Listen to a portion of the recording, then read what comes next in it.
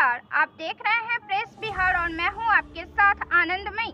बिहार के 40 लोकसभा सीट में से कई हाई प्रोफाइल सीटों में से काराकाट लोकसभा सीट काफी गहमा गहमी वाला सीट बन गया है। यहां लोकसभा की चुनावी दंगल काफी रोचक हो गई है।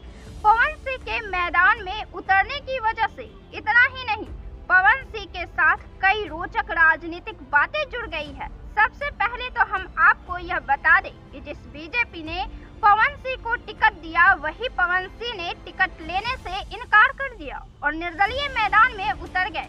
इतना ही नहीं, उनका नामांकन कहीं रद्द न हो जाए, इसलिए उन्होंने अपने माता का भी नामांकन दाखिल किया था। कल नामांकन वापस लेने की अंतिम तारीख थी।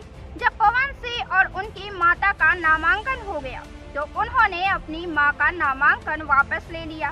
कोलकाता के आसनसोल पर बीजेपी पवन सिंह को उतारना चाह रही थी, क्योंकि यहां से अभिनेता और सिंगर को जीत मिल चुकी है। लेकिन पवन सिंह को लेकर वहां विरोधी बयान आने लगे और पवन सिंह ने पैर पीछे हटा लिया।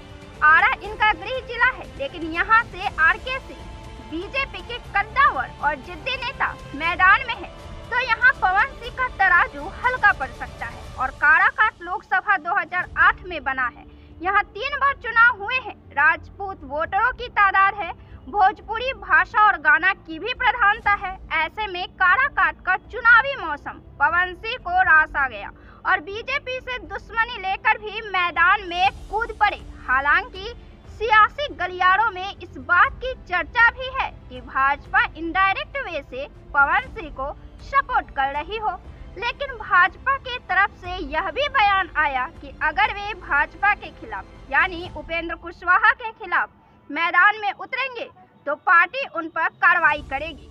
लेकिन पवन सिंह ने भी यह भी साफ कर दिया कि पवन सिंह एक कलाकार हैं, क्रिमिनल तो है नहीं जो पार्टी उन पर कार्रवाई करेगी। अब पवन सिंह के फैंस को यह बात दिल तक उतर जाएगी, लेकिन मामला गंभीर यह है कि भाजपा इस पर क्या करती है। इधर बात करें उपेंद्र कुशवाहा की, तो राजनीति में आने वाले मंझे होते हैं और उपेंद्र कुशवाहा तो अब तक की राजनीति में काफी प्रसिद्ध हो चुके हैं।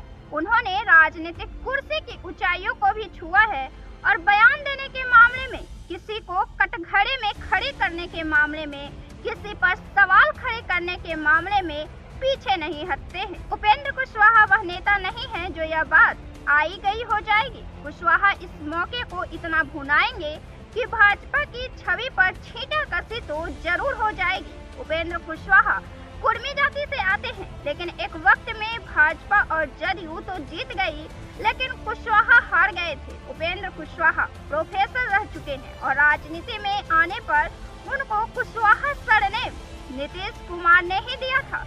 उपेंद्र कुशवाहा जयप्रकाश नारायण कर्पूरी ठाकुर के साथ रह चुके हैं और उनसे राजनीतिक अनुभव ले चुके हैं।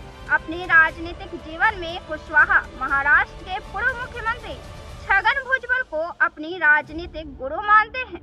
कुशवाहा ने भुजबल और शरद पवार के साथ अपने मधुर संबंधों की बात कही है। वे अपने राजनीतिक जीवन के कठिन दौर में मदद करने के लिए पवार को श्रेय देते हैं। उपेंद्र कुशवाहा बिहार विधान परिषद और बिहार विधानसभा के सदस्य रह चुके हैं।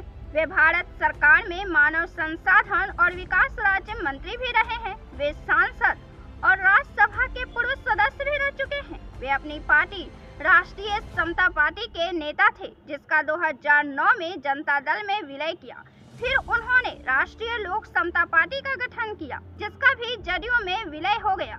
2021 में 20 फरवरी 2023 को कुशवाहा ने जनता दल में सभी पदों से इस्तीफा दे दिया और जदयू और नीतीश कुमार के साथ अपनी राजनीतिक समस्याओं के कारण राष्ट्रीय लोक मोर्चा नामक अपनी पार्टी बनाई। 3 बार पार्टी बनाने और विलय करने की वजह से उनकी राजनीतिक छवि पर असर पड़ा है।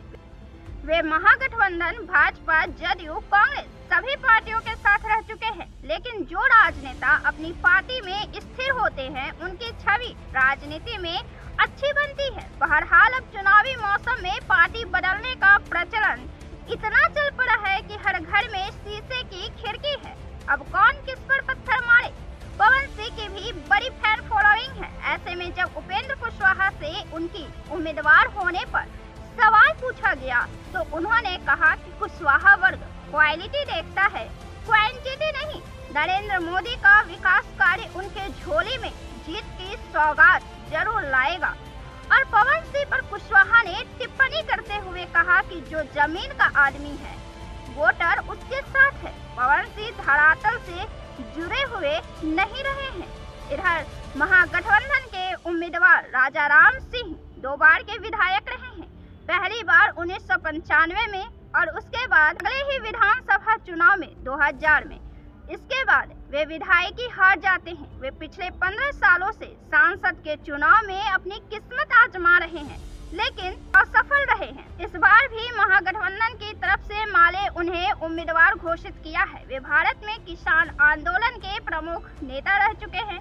बात करें इस सीट के जातीय समीकरणों की तो यहाँ 3 लाख यादव वोटर्स है। कुर्मी कोयरी वोटरों की संख्या करीब 2.5 लाख है। वहीं राजपूत वोटर भी 2.5 लाख है, जबकि वैश्य वोटरों की संख्या 2 लाख है। इसके अलावे मुस्लिम आबादी भी 1.5 लाख के करीब है।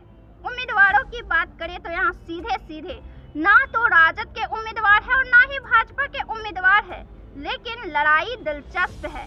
सीधी टक्कर तो पवन सिंह और कुशवाहा के बीच मानी जा रही है, लेकिन इस बीच 3 बार से अपनी किस्मत आजमा रहे माले विधायक जीतते हैं तो यहाँ का रिजल्ट बिहार के तमाम लोकसभा सीटों में से काफी सुर्खियां बटोरने वाला साबित होगा।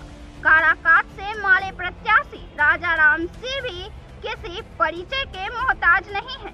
जन आंदोलनों के तपे तपाए नेता राजा राम देश में हुए किसान आंदोलनों के प्रमुख चेहरा रहे हैं। तो काराकाट लोकसभा सीट इस समय राजनीतिक तापमान के दृष्टि से देखा जाए तो यहाँ का सियासी पारा काफी गर्म है, चुनावी माहौल काफी गर्म है। तीनों उम्मीदवार जीत की उम्मीद लिए पूरी कमर तोड़ मेहनत कर रहे हैं, पसीने बहा रहे हैं। आप यहाँ के त्रिकोणीय मुकाबले को देख रहे हैं। एक तरफ उपेंद्र कुशवाहा है, पवन सिंह है और माले पूर्व विधायक रहे हैं जो बड़े चेहरे भी हैं आंदोलन के दृष्टिकोण से। तो आपको क्या लगता है काराकाट लोकसभा चुनाव पर इस त्रिकोणीय मुकाबले में किसका पलड़ा होगा भारी, कौन होगा सांसद? आप इस त्रिकोणीय मुकाबले को कैसे देखते हैं? अपना जवाब जरूर दें। वीडियो को लाइक करें, शेयर करें, चैनल को सब्सक्राइब जरूर से कर लें। फिर हम मिलते हैं अगले वीडियो में, तब तक के लिए धन्यवाद।